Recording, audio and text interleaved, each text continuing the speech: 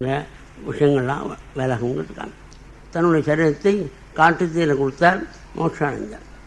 இந்த மகானுடைய சரித்திரத்தை சரியாக புரிஞ்சிக்காம ஒரு அசத்து அறுத்துங்கிற ராஜா அஸ்நான அனாச்சமன சொல்லு ஸ்நானம் பண்ண வேண்டாம், ஆச்சமனம் வேண்டாம், அனுஷ்டான தேவையில் சும்மா இருந்தால் போகிறோம். அப்படிதான் அந்த மாதிரி ஒரு அசோசியேஷன் சொன்னால் எல்லோரும் செஞ்சுப்போம். அப்படி தானே இப்போ இருக்குது. அது மாதிரி எல்லோரும் மெடிடேஷன் ஒன்றும் கிடையாது, சாதம் கிடையாது, ஒன்றும் கிடையாது அப்படின்னு சொல்லிட்டு அவன் தான் இங்கே இருக்கான், வடக்கே இருக்கான். அதனால் அந்த அசோசியேஷன் நல்ல பிராமணன் குலத்தில் பிறந்து நேர்த்தி பெரிதும் 96 சாஸ்திரங்கள்லாம் பண்ணுறதும் எல்லாத்தையும் விட்டுரும். ஒன்றும் ஒரு காலம் ரொம்ப ஆனந்தமாக இருக்கேன்னு சொல்லிக்கிறது. அவள் மெடிடேஷன் இருக்கலாம் வருமா? அது என்னென்னு அவங்கெல்லாம் சௌரியமாக கொண்டிருக்கான். இவங்க சம்பாதிக்கலாம், கல்யாணம் பண்ணிக்கலாம், காரியம் பண்ணிக்கலாம். அது எந்த மோட்சத்தில் மார்க்கெட்டில் சொல்லிருக்கு? அது கேட்கறதுக்கு ஒத்துழைங்க. நீ அங்கே ஆஃபீஸுக்கு போனால் ஆஃபீஸுக்கு கரெக்டாக போகிறான், கர்மா பண்ணுறது, அனுஷ்டானம் பண்ணுறது. இது ஸ்ராத்தம் கிடையாது, தர்ப்பணம் கிடையாது. அப்படி ஒரு அசோசியேஷன் இருக்குது. இங்கேயே கூட்டத்தை யாராவது ஒருத்தர் இருக்கலாம். தைரியமாக சொல்கிறேன்னா என்ன அடிக்க போகிறா, அடிக்க வாங்கிட்டு போடுறேன். அந்த மாதிரி ஆத்மாக்களும் வந்துடுது. அந்த மாதிரி அர்ஹத்துங்கிற ராஜா பண்ணுறவாளையும் விஷயம் கொண்டு பிரயோஜனமில்லா கரிமன் இருக்கா. பிரம்ம பிராமண யஜ்ஞபுருஷ லோக விதூஷகா பிராயேன பவிஷ்யந்தி. அந்த இந்த சரித்திர எதிர்த்து சொன்ன மகான்களுடைய நிலையை புரிஞ்சிக்காம அவள் எந்த நிலையில் இருக்கான்னு தெரிஞ்சுக்காம அவள் பண்ணலாம். இவன் சாஸ்திர வச்சுனா தான் இருக்கணும், சாஸ்திரப்படி தான் இருக்கணும். அவளை நமஸ்காரம் பண்ணலாம். அது ஒரு பெருமை, அவனுக்கு பாக்கியம். அவள் பண்ணுறத பண்ணின்னா மகாத்மாவான ரிஷபதேவத்தங்கிட்ட சொல்கிறவாளுக்கும் கேட்குறவாளுக்கும் பக்தி வரும். இது பக்தி வரும். பக்தி வந்தால் ப்ராப்ளங்கள்லாம் சால்வ் ஆகிடும் அப்படின்னு நினச்சிக்கூடாது. பக்தி வந்தால் சகலமான ப்ராப்ளங்களாலையும் தன்னுடைய மனசு வெஞ்சு போயிடும். ஒவ்வொரு கட்டம் தாங்க முடியாமல் இருக்கும். அந்த கட்டம் மறக்கிறதுக்காக 24 மணி நேரமும் பகவானுடைய சரித்திரமான விதத்தில் நம்ம மூழ்கி அப்படியே கான் உனக்கு இவ்வளோ கஷ்டம் இருக்கே வந்துட வைகுண்டத்துக்குன்னா இந்த பாராயணம் அங்கே படலாமான்னு படம். எப்படி அபங்கக்கார மகாத்மா சொன்ன பகவான்கிட்ட பாண்டவங்கிட்ட நான் பாட முடியுமா, அங்கே அபங்கம் பாடணும், நீ நிறுத்தனம் பண்ணணும், அது பண்ணுறது தான் வரையினார். சரின்னு சொன்னார் பகவான். அது மாதிரி வேறு ஆட்சி போனார். பூத உடலோட வைகுண்டம் போன மகான் அவர். அவர் போகும்பொழுதும் அந்த ஜால்ராவை கீழே போட்டார்.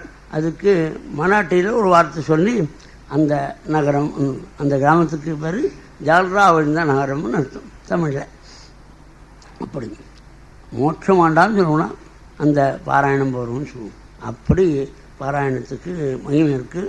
அப்போ பாராயணத்தை தகாதவன்லாம் ஏதோ செய்யணும்னு இருக்குது, ஆசைப்பட்றான்.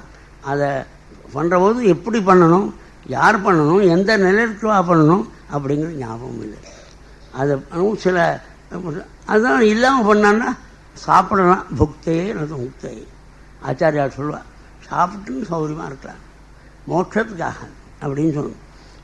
இந்த சிவசேவரா அவதாரம் பண்ண மகானுக்கு நமஸ்காரம் பண்ணார் மகாத்மா சுகாச்சாரியார்.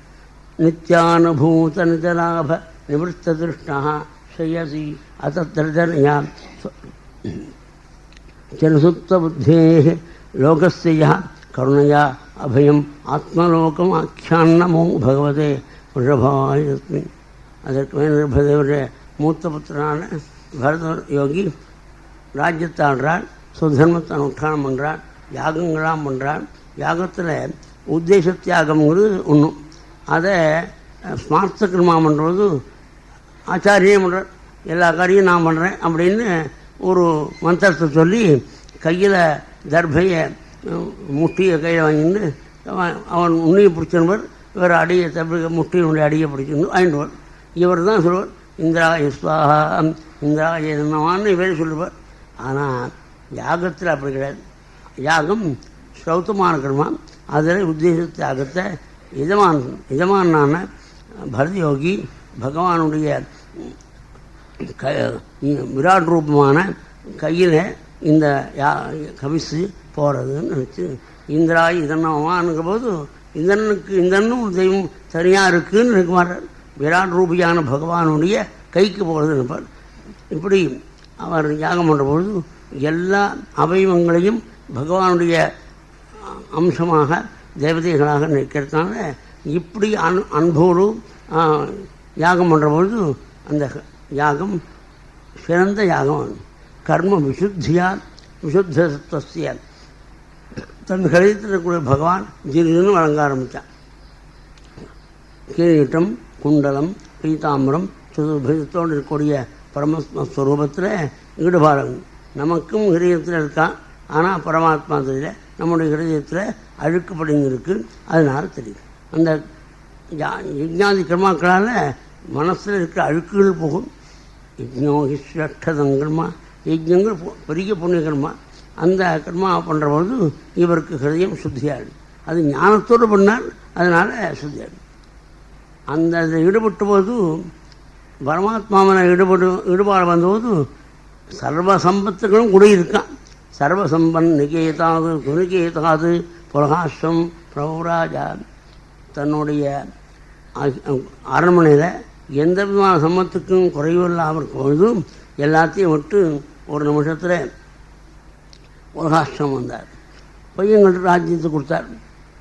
அந்த புலகாஷ்டம் வந்தபோது ஆசிரமத்தை அமைத்துக்கணும். திருக்கால ஸ்நானம், கந்தமூல பக்ஷணம், ஜட்ட மரவரி, மாந்தோல் இதெல்லாம் கட்டணும்.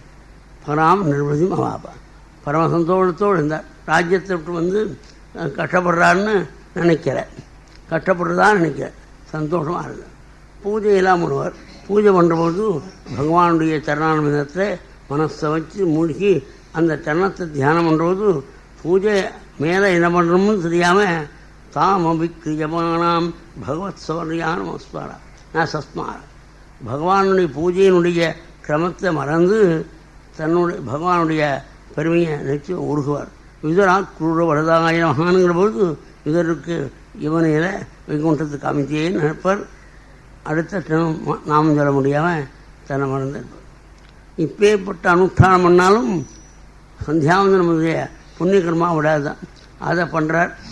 அது உபாச காலம் பரவதே சாவதம்னு அந்த 4ஆம் பாதத்திலிருந்து துரிய காய பாதம்னு 4வது பாதம் துரியன்னு 4ன்னு அர்த்தம்.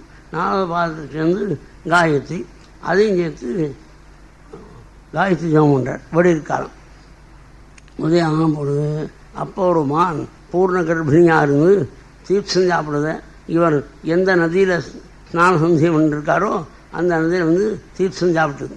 பேபி யமானே உதகே நன்னா உறிஞ்சி தீர்த்தம் சாப்பிட்ற பொழுது அந்த காலத்தில் ஒரு சிங்கமானது பசு வேகத்தில் பயங்கரமாக கர்ஜனை கொடுத்து அந்த கர்ஜனையை கட்டு இந்த சாப்பிட்டுருந்த தீர்த்தம் சாப்பிட்டுருந்த மான் சிவுன்னு பாய்ஞ்ச வேகத்தில் மான் குட்டி கர்ப்பத்திலிருந்து நழுவி பிரவாகத்தில் அடிபட்டு போச்சு. அது ஒரு இடத்துல போச்சு, கீழே விழுந்து காலமாயிடுச்சு. தாய்மானுக்கு ஆபத்து வந்து இந்த கொட்டியை பிரவாகம் அடிப்பிச்சு. இவர் மூச்சுனார் சிம்மகர்ஜனால். இந்த குட்டியானது பிரவாகத்தில் அடிபட்டு போகிறது என்னது மழவன்னு இறங்கினார். கையினால் எடுத்து அதை கரைக்கு கொண்டு வந்தார். அதுதான் இவர் பண்ண வேண்டிய காரியம். அதுக்கு மேலே அபிமானம் வச்சார். இந்த மான்குட்டிக்கு தாய் மானுக்கு ஆபத்து வந்துடுது, இதுக்கு யார் பொருள் போடுவா, யார் காப்பாற்றுவான்னு நினச்சார். அதுக்காக மானம் எடுத்துனார். தன் ஆசிரமத்தை கொண்டு விட்டார். அதில் 1000 காயத்ரி பண்ணுவார். அது முடியாது நினச்சி 336 நாள் 128 நாள். அப்புறம் நாளாக அதிகமாக பால் இந்த புல் சாப்பிட்றது. அதுக்காக 10 நாள் 10 கொடுத்து சர்வே ஏவ உதவசன்னு. நம்ம பரிவார்கிட்ட ஒருத்தருக்கட்டா இந்த எங்கள் தாத்தா ஒரு கிரமம் சொல்லியிருக்கார்.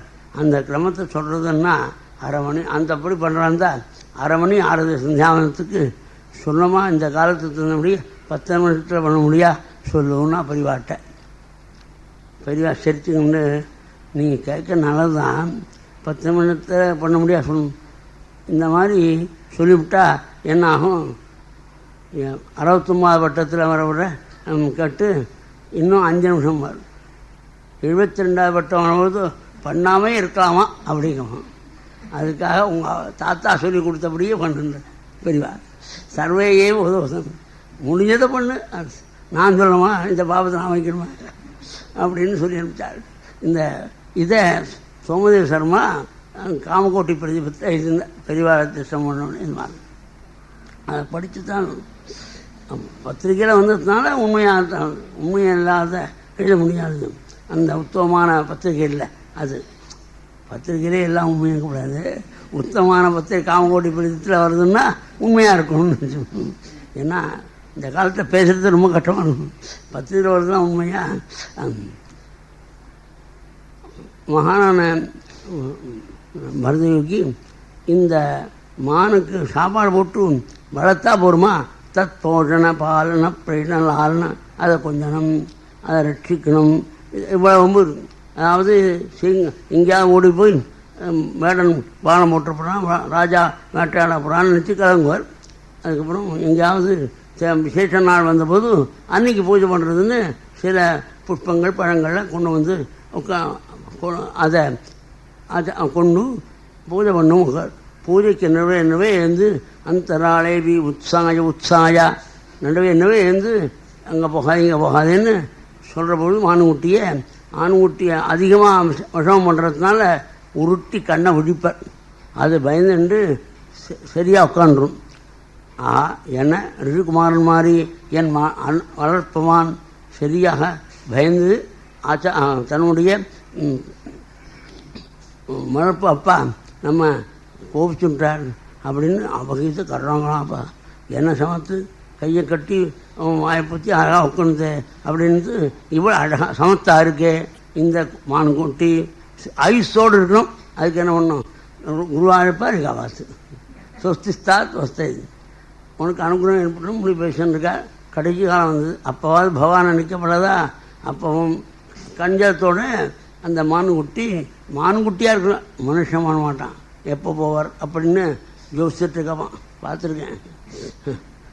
லீவ் போட்டு வந்திருப்பான், லீவு கேன்சல் பண்ணுவேன், என்னது லீவ் வேஸ்ட்டாக போடலாம்.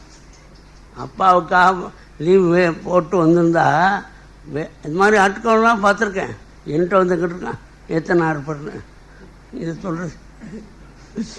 அதனால் இதெல்லாம் நான் இப்போ நினச்சிப்பேன், அது மனுஷாலாக இருக்கும். அதுக்கு கேட்டு கேள்வேன், இந்த மாதிரி லீவ் எடுக்காமல் இருந்தால் சேலரி கொடுப்பான், அது லீவ் வேஸ்ட்டாக போடுறதே அப்படின்னு. இந்த பணத்துக்காக எப்படி பிதபக்தியெல்லாம் போடுறது அப்படின்னு. அந்த மான்குட்டிகள் அது கஞ்சலத்தோடு இவருக்கு கடைசி காலத்தில் அழறதான்.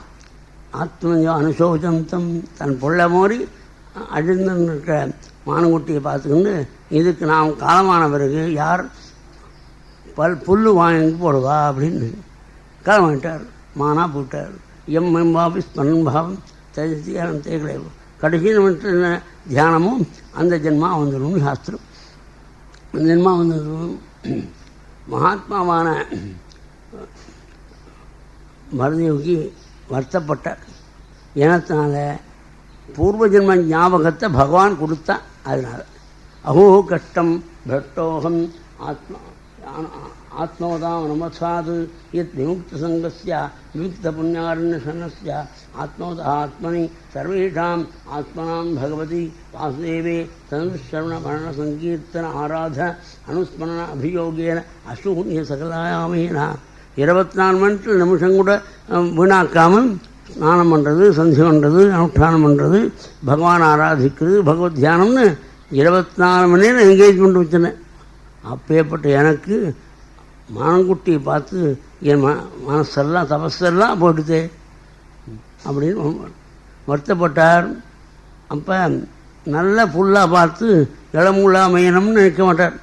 காஞ்ச புல்ல மயில் தான், சுஷ்க பர்ணத்தின மயில் தான்.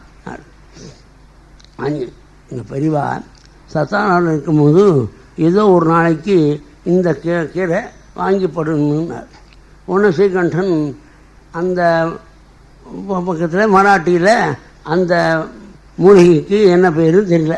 இதை கேட்டு விசாரிச்சுன்னு இருக்கும்போது ஒருத்தர் அந்த மூலிகையை அழகாக கொண்டு கொடுத்தார். அப்படி ஏதோ கொஞ்சம் வாங்கிட்டு வர சாமானோட அதையும் வாங்கிட்டு வந்திருக்கார்.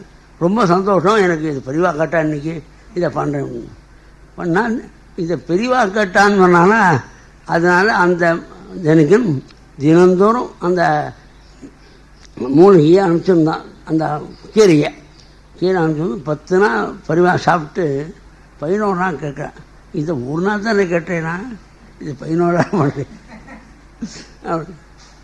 நல்லதாக சொல்கிறான். உடனே பெரியவா நாளையிலேருந்து இந்த கீரை வேண்டாம்னா என்ன அர்த்தம்? இந்த கீரையை சாப்பிட்டா இந்த கீரையில் அபிமானம், அதை கொண்டு வரட்ட அபிமானம். அவருடைய மாப்பிள்ளை அமெரிக்காவில் இருந்தால் அவனுக்கு உடம்பு சரியாகலைன்னா நீங்கள் அனுகிரகம் பண்ணும் பிழைக்கணும். இந்த இதை வந்துட்டு நாளையிலேருந்து கீரை வேண்டாம்னார். அதனால் எவ்வளவு கஷ்டம். இந்த ஆகாரம் இதெல்லாம் அபிமேஷம்னு மனசை வச்சுவிட்டா கஷ்டம். அதனால் தான் பிறந்த இடம்னா காலாஞ்சனங்கிற இடத்துல இதை பழைய ஞாபகம் வந்ததுனால புலகனுடைய ஆசிரமத்து பக்கத்தில் போச்சோம் மோனம். அதாவது புல மனுஷனுடைய பாதசூரில் விழுந்து புறலாம்னு ஆசையோடு வந்து நம்முடைய பிரயத்னால் கரையேறணும்னு நினச்சோம். அது முடியாத ஜென்மா வந்துடுத்து. மகானான ரங்கநாதனுடைய ஆராதனை பண்ணக்கூடிய மகான்களுடைய சரணத்தில் விழுந்து புறணும்னு காலஞ்சம் ஒன்று புலகாசிரமத்தை வந்தார். புலகாசிரமத்தை பாதசூரில் விழுந்து புறவர். ஜனங்களாக நினைப்பார் மான் ரொம்ப அலைஞ்சிருக்கு விழுந்து புறறது நினைப்பார். அந்த மான் ஜென்மா பிரிகிற பொழுது பூர்வ ஜென்மாவில் பகவான் ஞாபகம் வராமல் மான்குட்டியை பார்த்து மானாக பிறந்தார். இந்த மான்குட்டி பிரிய பொழுது ஜென்மா பிரிய பொழுது யஜ்ஞாய தன்மபதயே விதினி புராஜா யோகாய சாங்கிய சரதே புருதீஸ்வராஜ நாராயணாய ஹரயே நம இத்யுதாரம் ஹஸ்யன் மிருகத்வய சமுதாஜகார. மாஞ்சன்மா விளையாடும்போது பகவன் நாமத்தை சொல்லிட்டு சரீரம் விட்டுதான். அடுத்த ஜென்மா அங்கிரச கோத்திரத்தில் ஒரு பிராமணனுக்கு 2 மனைவிகள். மூத்த மனைவியத்தில் 9 பிள்ளைகள். 2வது மனைவியத்தில் 8 குழந்தை வந்து அதில் ஆண் குழந்தை விப்ரத்துவம் கதமாக குழந்தை பரதன். நம்ம வரது யோகினார். ஆனால் இன்னொன்று பொண்ணு குழந்தைன்னு தானாக தெரியுது கதையில். ஆனால் அதை பற்றி சொல்லலைங்க. ஏன்னா நீ ஏதாவது மறந்துடணுமா அல்லது காலேஜில் அட்மிஷன் காலேஜுமா ஒன்றும் இல்லையே. அதுக்கு விப்ரத்துவம் அதான் புராணங்களில் சில விஷயம் சொல்லுவார். சில பையன் லக்ஷ்மணன் தன் பத்தினிட்டு சொல்லிட்டு போனானா அப்படிமா. அப்போ உன் மாதிரி அவன் சொல்லிட்டு போகணும்னு நினச்சிருந்தா காட்டுக்கு வந்து மாட்டான். 14 வருஷம் கைங்கரியங்கள் தன்னுடைய ஆத்ம காரியத்தை பண்ணிக்கிறதா இருந்தால் ஆத்மா விஷயமான காரியம் பண்ணிக்கணும்னா பத்னி புத்திரால் இதெல்லாம் அபிமானம் இல்லாததான் பண்ண முடியுங்கிறத காமிக்கிறார். ஆனால் வால்மீகி அதை பற்றி ரெஃபரன்ஸு ஒன்றும் சொல்லலை அப்படின்னு. இவா இருக்குன்னு நினச்சி அந்த மாட்டை போய் சொன்னால் அந்த மாதிரி தான் அப்படின்னு சொல்லுவோம். கதை காவியம் எழுதுவான். அங்கே வால்மீகி சொல்லலை. இவர் ஆண் குழந்தையாக பிறந்த பரதயோகி பகவான் அனுகிரகத்தினால பகவானுடைய திருமணிய தியானம் கொண்டே இருக்கார். அதனால அனுஸ்மரத்தை ஸ்வபூர்வ ஜென்மாவளிக்கு இந்த 3 ஜென்மா மட்டும் ஞாபகம் இல்லை. அஜ்ஞான திசையில் மரவட்டையாக பிறந்திருக்கார், ஆடா பிறந்திருக்கார், மாடா பிறந்திருக்கார், எல்லாம் ஞாபகம். ஆவலிகின கூட்டம் ஜென்மா எல்லா பூவும் எடுத்த ஜென்மா பூரா சொல்லுவாங்க. இந்த கோபாலகிருஷ்ண பாரதி பாட்டில் எடுத்த ஜென்மம் தொலையாது அடுத்த வந்து என்னை காத்தருன்னு பாடுவாள். அந்த மாதிரி அங்கே நிறவல் கொடுப்பா. ரொம்ப அதிகத்தனம் போடுவா. அதனால தெரியும் எனக்கு பாட்டெல்லாம் ஞாபகம் இருக்கேன். அது அடுத்தது அந்த பாட்டை திரும்ப திரும்ப பாடுற போது எனக்கு கொஞ்சம் காதில் விழுந்துருக்கும்.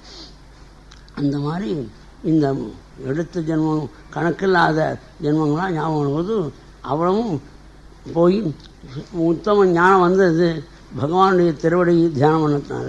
இந்த ஞானம் வந்தாலும் இந்த லோகத்தில் தொடர்புனால ஜென்மா வீணா போட்டால் என்ன பண்ணுறது? எப்படி மான்குட்டின்னு விமானம் வச்சு மானா போயிட்டோமோ.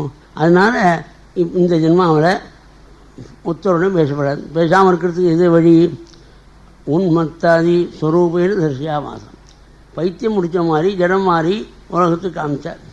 அதாவது ஒரு குழந்தை பேசினா தான் அது சம்பந்தம் அபாஷணபூர்வமாகும். பேச்சு தான் சம்பந்தத்துக்கு காரணம். நல்லா பார்க்கணும். நீங்கள் எங்கே போ நீங்கள் எந்த ஒரு உங்களுக்கு அப்படின்னா போகிறோம், அவ்வளோதான். வர்த்தமானம் எப்படி அப்படின்னு கேட்டால் அதுலேருந்து பிடிச்சது ஆபத்து. ஆனால் பேச்சு தானே சம்பந்தத்து காரணம்னு பேசாமல் இருந்தார். இப்படி குழந்தை இருக்கேன்னு வச்சு அப்பா அம்மா கஷ்டப்படுறார். தகப்பனார் அந்த மாதிரி குழந்தைக்கும் 7 வயசு குழந்தைக்கு உபநயம் பண்ணணும்னு பண்ணார். உபநயத்துக்கு உபதேசம் பண்ணக்கூடிய மந்திரத்துக்கு அர்த்தம் பிரம்மம். அந்த பரபிரம்ம மனசில் இருந்தாலும் கூட வெளியில் சொல்லிவிட்டா அதுதான் நல்லா சொல்ல. குழந்தை அப்படி மேதாத்தியனம் வாழ், அப்புறம் சாஸ்திராத்தியனம் வாழ், அப்புறம் ஆங்காங்கு போகணும், அங்கங்கே ரிசர்வ் பண்ணிக்கணும், ஊராக போயிட்டு தன்னுடைய கர்மங்கா நிமாதரசாக கசமாச்சரேயு வேதான் அபியசியன்னு மகானீஸ்வரம் வேதத்தை அத்தியனம் பண்ணி அதை தந்திரங்களான மீமாம்சமுடைய காரியங்களையும் படித்து அதனால் அத்தியாபனாதிபி அவாப்பியதனம் ஜபூரி நிறையா பணம் கிடைச்சி நான் ஊராக போய் கர்மா பண்ணாமல் ஏன் பண்ணாமே கர்மான்னு அரசாக உடம்பு சிரமப்படுறது சோம்பல் இருக்கக்கூடிய நான் கர்மா எப்படி பண்ண முடியும்? அலையிறது தான் சரீரம் இருக்குது அப்படின்னு அப்படி ஊனாப்படும். அதனால் நம்ம வார்த்தையை சொல்லப்படாதுன்னு அவர் எவ்வளோ கஷ்டப்படுவார். 4 மாதமாக சிரமப்படுவார். ஆனால் அவன் காயத்ரி வந்திருக்காரு. காயத்ரி வராது, இப்படி கஷ்டப்படுறார். இந்த குழந்தைக்கே மனசை கொடுத்து குழந்தைக்கு படிப்பு வரலையேன்னு நினச்சி கஷ்டப்பட்டு குழந்தையே நினச்சிருந்து ஆத்திரியே இருக்கார். அவர் பிரமத்தாவதமுதா அஜாக்கிரதையினால் அவர் முடிவு அடைந்தார். அதாவது நம்ம குழந்தைகளுக்கு நாம் கடமையை செய்ய வேண்டியதுதான், அதே நினச்சிருந்தா நம்ம போடுமே அப்படிங்கிற ஞாபகம் இல்லை. பையன் முன்னுக்கு கொண்டவனா பொண்ணு முன்னுக்கு கொண்டவனா அப்படின்னு கேட்டுருப்பான். அதை முன்னுக்கு கொண்டு வருதுன்னு ஆசையில் இருந்தால் தன் ஜென்மா போடும். அதனால் அந்த தகப்பனார் காலமாயிட்டார். தாயாரான் ராயரன் மூத்தாள் எடுத்து 9 பிள்ளைக்கு சாப்பாடு போடுறாமன்னு இவனுக்கும் ஒரு தகப்பனார்கிட்ட தாயார்கிட்ட தன்னுடைய பிள்ளையை படித்து விட்டு உடங்கட்டை ஏறிவிட்டார் தன்னுடைய புருஷனோட.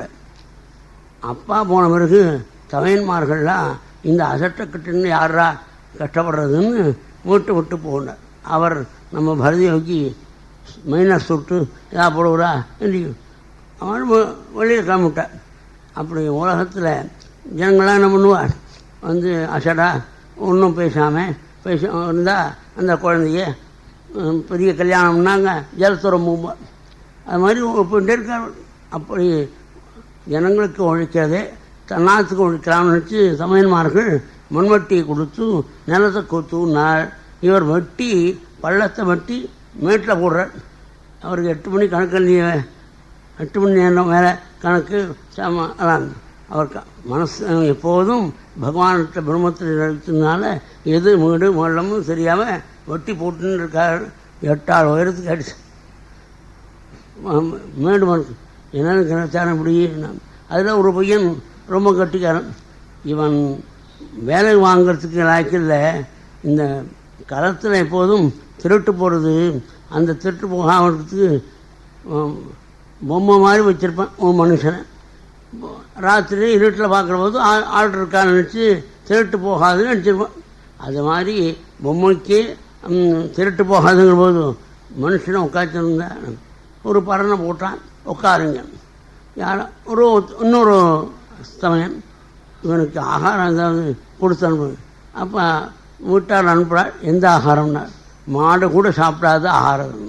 அவருக்கு ரிசர்வ் 8ஆம் கேட்க முடியா, சித்தப்பாக்கு ஆகாரம் எடுத்துன முடியாதா? ஆஹா என்ன சதை அந்த மாமி அப்படின்னு நினச்சின்னு இருப்பாங்க. அது என்ன உளுத்து போனது, காஞ்சி போனது, அந்த காந்தல் இதெல்லாம் சொல்கிறேன். நம்ம முன்ன காலத்தில் அது காந்தல் இதெல்லாம் வெங்கப்பானை அடுப்பையில் வச்சு காந்தல் அதெல்லாம் இப்போ கிடையாது. இருந்தாலும் அப்போ தான் இருந்தான். இந்த காந்தல் முதலிய ஆகாரத்தை இவருக்கு கொடுத்து அனுப்புவதும் அவர் எப்படி சாப்பிடுவார்? அமிர்தவத்து அபியோகரதி அமிர்தமான சாப்பிடும். அதாவது ஆகாரத்தை ஆச்சாரியா எப்படி வியாதித்து சிகிச்சைதான். பசுங்கிற வியாதி அதுக்கு சிகிச்சை பண்ணணும். என்ன ஆகாரங்கிற மருந்தை சாப்பிட்டா அந்த வியாதி போகும். அந்த ஆகாரம் இப்படி இருக்கணும் அப்படி இருக்கணும்னு நினச்சி மெனு கொடுக்காத. இப்போல்லாம் இப்போ மெனு கொடுத்துட்றா. நான் வெற்றி வளர்ந்தால் அப்படி இருக்கணும் அப்படின்னா அதெல்லாம் பண்ணணும். அது ஞானத்தினால வைராக்கியத்தினால அப்படி இருக்கணுங்கிறதுக்காக தோணாது. அக்கா எனக்கு உடம்புலையே வச்சுட்டேன், இன்னும் ஆகாரம் சாப்பிடக்கூடாது. உடம்புல வச்சுட்டாலும் ஆகாரத்தை ரெஸ்ட்ரிக்ட் பண்ணிட்டான் டாக்டர். அதனால் நான் வைராக்கியத்தினால ஞானத்தான் இருக்குன்னு இருக்கக்கூடாது. உடம்பு அப்படி வச்சுட்டு ஒன்றும் சாப்பிட்றாது. இல்லாட்டா வெக்டேன்னு சொல்லிட்டு எல்லாருக்கும் அமக்கமாக பண்ணி இவன் கொஞ்சம் சாப்பிடுவோம், எல்லோரும் சாப்பிடுவான். அது இல்லை. இப்போ சாப்பிட்டுருக்கான். இப்படி இருக்கிற காலத்தில் ஒருவன் காளிதேவிக்கு வழி கொடுக்குறேன்னு வேண்டினான். தனக்கு பிள்ளை ஏற்படணும்னு அதுக்காக ஒரு ஆளை கட்டியிருந்தான். அவன் எல்லாரும் அந்த லாகரியில் இருப்பது போதையில் இருக்கும்போது அவிழ்த்துன்னு ஒழிட்டான். ஒழித்துன உடனே ஞாபகம் வந்த உடனே அடே பலிக்காக இருந்த ஆள் காணும், நாம் ஒரு ஆளை கொண்டு விடாட்டா நம்முடைய தலையை கொய்து விடுவான் எஜமான் அப்படின்னு வச்சு ராத்திரினாவே கொண்டு விடணும்னு தேடுறார். பூர்ண சந்திரிகையில் வர மகாத்மாவான வரதயோகி பரனில் அழகாக உட்காந்துருக்கார். பிரம்ம தியானத்தை கீழே இறங்கணும் தான். அவர் சொல்கிறதுக்கு முன்னால் இறங்கிவிட, ஏண்டா இறங்கணும் அப்படின்னு கேட்க மாட்டார். இறங்கிவிட அவர் ஓடிப்படலாம். எங்கேயாவது ஓடி போயிட்டா என்ன பண்ணுறதுன்னு சண்டிகா கிரகம் உபன்யோ மூதா விகிதா கடுமையான கயிறை போட்டு கட்டினான். ரசனையா பத்வா. அவர் கட்டாமலே ஏன் கட்டுற அப்படின்னு அவர் கட்டினா அதை கேட்டு வர்றார். அப்படி இருக்க முடியுமான்னு நினச்சி பார்க்கணும். அந்த இடத்துக்கு கொண்டு தான் ஆலயத்து பக்கத்தில் உள்ள குளத்தில் ஸ்நானம் வச்சான். நல்ல வஸ்திரத்தை உடுத்தினான், சந்தனத்தை பூசினான், அதுக்கு ஆகாரம் போட்டான். ஆகாரம் பழைய போட்டு அதுக்கு பிசைஞ்சு வாயில் ஊட்டினான். நிறையா சாப்பிட்றாரு. ஏன் சாப்பிடாட்டா ஏதாவது வந்து பேச முடியாதும் அப்படின்னு மகாத்மா அப்படி. அப்போ கடைசியில் கொள்ளைக்கூட்ட தலைவன் அந்த நேரத்துக்கு 6 மணிக்கு வந்துட்டான் காளி கோவிலுக்கு வரி கொடுக்குறது. அந்த கத்தியை தனக்கு தெரிஞ்ச மந்திரத்தை கொண்டு இதை தான். இப்போ தமிழ் வேள்வி அப்படின்னு சொல்கிறான் இல்லையா, தமிழில் மந்திரம் காணி. அவன் என்ன மந்திரம் சொல்கிறான் அவனுக்கு தான் தெரியும். அவனுடைய மந்திரத்தை சொல்லி அபிமந்திரம் பண்ணிக்கொண்டு இந்த கத்தியினால் வெட்ட போகிறான். அது வரையும் மகாத்மான பரதயோகி எதுவும் பேசுகிற. என்ன ஏண்டா வெட்டுறேன்னு கேட்கலாம் முடியும். தலையை வெட்ட வரவழுது ஏண்டா வெட்டுகிறாய் அப்படின்னு கேட்காம இருந்த மகான். அப்படி இவர் இருந்தாலும் இவருடைய தபஸ்னால இவருடைய தேஜஸ்னால பிரம்மதேசனால அதி துர்விஷயன அந்த காளி விக்கிரகத்தை தீப்பிடிச்சோடனே காளி அவதாரம் பண்ணார். 8 திருக்கைகளோட பயங்கரமான ரூபத்தோடு கூட தன்னுடைய பிரார்த்தனைகளோட அபிர்வகித்தார். அந்த கத்தியை வாங்கினார். தலைவனுடைய தலையை போக்கினான். அந்த கூட்டத்தில் இருந்த அவ்வளோ பேருடைய தலையும் செய்வி அந்த தலையை பந்தா வச்சுக்கிண்டு பாடுறாள், ஆடுறாள், விளையாடுறாள். ஜெகவு விஜகாரஜ சிறக்கந்துக லீலையா. பரீட்சித்து ஆச்சரியப்பட்டான். மகாத்மாவான சுகாச்சாரியா சொல்கிறாள், மகானான பரதயோகிக்கு அவதாரம் பண்ணுறோம்னு நினச்சபோது தன் கூட்டத்துக்கே தலைக்கு ஆபத்து வந்துடுச்சு. ஏவமே மகதபஜாராதிக்கிரமாக காட்சின்னு ஆத்மனே பரதி. மகான்களுக்கு அவதாரம் பண்ண நினைச்சா தன் கூட்டமே அழிஞ்சிடும். இது ஆச்சரியம். தலைக்கு ஆபத்து வந்த கூட சரிக்காமல் இருந்தாரேன்னு ஆச்சரியப்பட்டான் மகாராஜா. ஆச்சரியம் இல்லைன்னார். பகவானுடைய ஸ்வரூபத்தை தியானம் பண்ணுறவாளை எக்காலத்தையும் எந்த இடத்தையும் இந்த விதமான ஆபத்து இல்லாமல் காப்பாற்றுறதுக்கு சொல்யூஷனும் காத்துன்னு இருக்கு. அவள் எங்கும் போது கவலைப்பட மாட்டேன். நபாயேதே விஷ்ணுதத்தா மகதத்புதம் இது அசம்பிரம சுஷேதே ஆபதிதேவி விமுக்த தேகாத்யாத்மபாவ சுத்தீனாம் சர்வசத்துசுதாத்மனாம் நிர்வீராணாம் சாட்சாத் பகவதா அன்மிஷாண்டுஷாயுதேன அப்பிரமத்தேன தேஷ்தைஹி பாவை